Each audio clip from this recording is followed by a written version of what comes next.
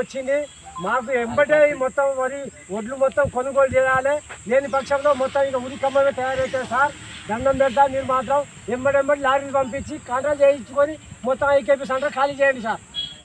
Kadiyam CR గారు, మీరు ఎక్కడున్నా సరే ఏదో స్పందించి ఫోటోలకు పోజులు ఇచ్చు కాకుండా మీరు రైతుల పక్షపాత అంటుండ్రు. రైతుల కోసం మీరు ఏం చేస్తుండ్రు? కనీసం రైతులను వాళ్ళ గోస మీరు చూడలేకపోతుండ్రు. తక్షణమే వచ్చి రైతుల ఓట్లు కొనుగోలు చేయడం కోసం మీరు ప్రతి ఐకేపీ సెంటర్ విజిట్ చేసి వారికి తక్షణం కింద న్యాయం చేయాలని మేము కోరుకుంటున్నాం.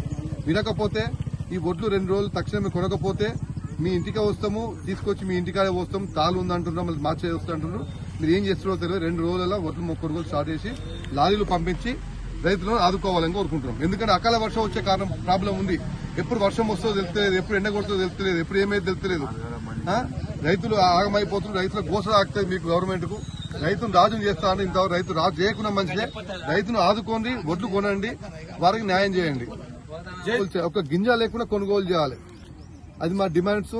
మీరు ఏం చేస్తారో తెలియదు. 2 రోజులు ఇక్కడ రైతులు మొత్తం కూడా ఒడ్డు కొనకపోతే మాత్రం మండలం మొత్తం కూడా అన్ని గ్రామాలలో ధర్నాలు చేస్తాం. మీ రైతుల కోసం, రైతుల పక్షాన్ని మేము ఉంటాం. రైతుల కోసం కొట్లాడి ఇది చేస్తాం. దరిదాపు 20 రోజులు అవుతుంది. కొనుగోలు స్టార్ట్ 4 రోజులు అవుతుంది. 4 రోజులలో మీరు ఎంత ఉన్నారు? ఒక్క 2-3 లారీలు చెప్పండి.